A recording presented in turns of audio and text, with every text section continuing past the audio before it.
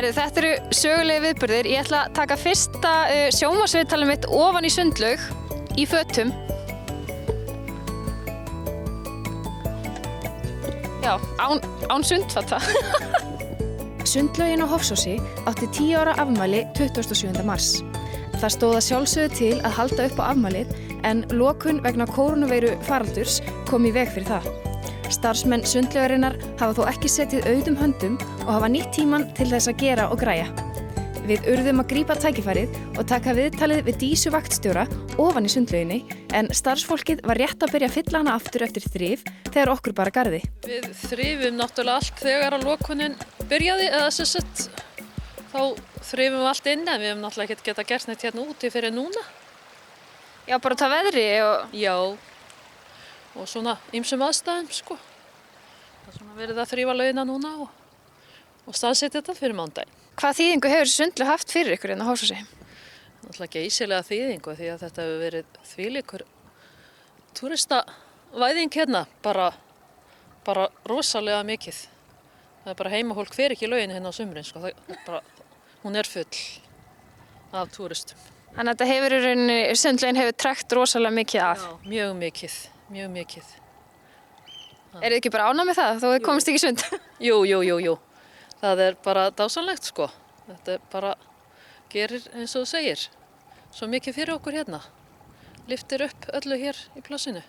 Hvað er það samt við þessa sundlaug? Hvað er það sem að trekkir svona að? Það er bara umhverfið, náttúran í kring, útsýnið. Það er það sem að trekkir að. Þetta er alveg bara, og það þarf ekkert að auglýsa hana, það eru bara túristarnir, þeir bara vita af þessari sundlaug. Það komu hérna par, hún var frá Kína og hann Íslendingur og hún sagði mér frá þessari laug.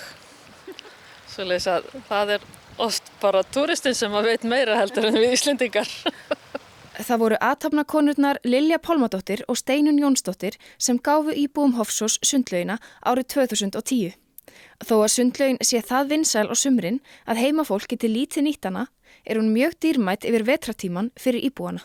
Það eru nokkrir sem eru duglegir eldri borgarar sem eru mjög duglegir að mæta hérna og þetta bara, já, maður myndi kannski alltaf vilja sjá fleiri en það eru ákveðin hópur sem eru fasta gestir hérna. Mjög gott og einn sem að hefur stundað þetta alveg, komin vel yfir 70 sko, hún er búin að koma hérna hverjum degi síðan og lærði að synda eftir að sundlaugin kom hingað. Já, hún hefur verið bara ósynd fyrir 10 árum síðan eða hvað? Já, hún var það og bara lærði að synda og syndi bara fleiri kilometra. Já, hún hefði nú vantarlega ekkert gert það ef ekki hefði notið sundlaugina við. Nei, og þetta bjargar henni alveg. Hún væri ekki eins spræk í dag ef hún hefði ekki sundlaugina. Skólasundið er hérna, krakkarnir hérna frá Hofsósi, þau koma hérna í sund. Hvert þurftu þau að fara í sundkennslu áður, veistu það? Þau fóru út í fljót í Sólgarða, núna í seinni tíð sko, svo á tímabili fóru þau upp í Hóla og sundkennsla þar fyrir einhverjum mörgum árum síðan. Nú hafa landsmenn fengið að reyna það undanfarið hvernig það er að ganga ekki að sundlaugum landsins sem vísum. Til þess að hefta faraldur kórónuveirunar var öllum sundlaugum lokað en banninu var aflétt 18. maí og loksins má synda á ný.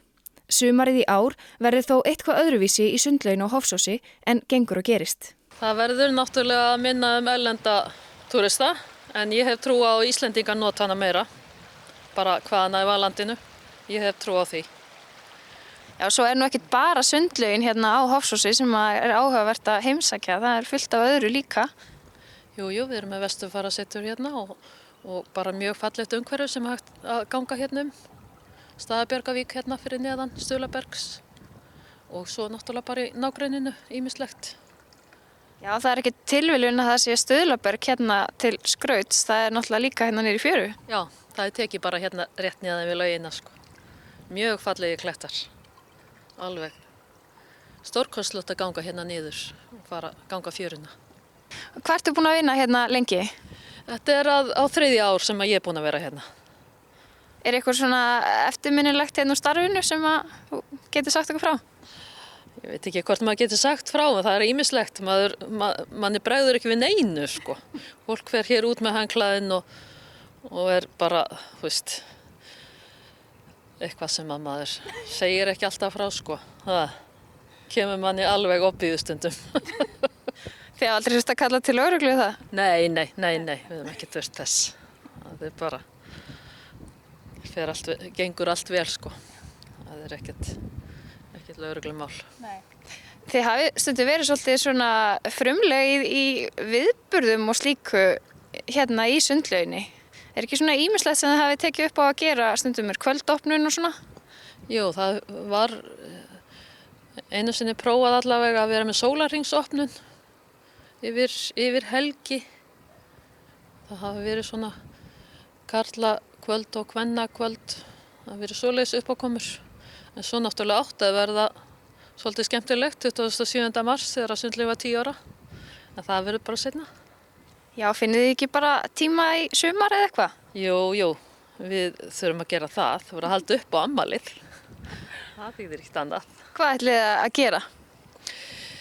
Það átti nú að vera kökur og svona einhverja uppákomur. Við vorum ekki búin að plana það alveg, sko. Þegar að þessi lokun kom til svoleiðis að það var ekki búið að skipuleggja það, sko. En við ætlum að hafa kaffi og köku. Eitthvað afmælispartí? Já, við ætlum að vera með afmælispartí. Já, við biðum bara fólk að fylgjast vel með. Það væri nú gaman að koma hérna þegar afmælið er. Já, það verður bara að finna góðan tíma. Það væri skemmtilegt.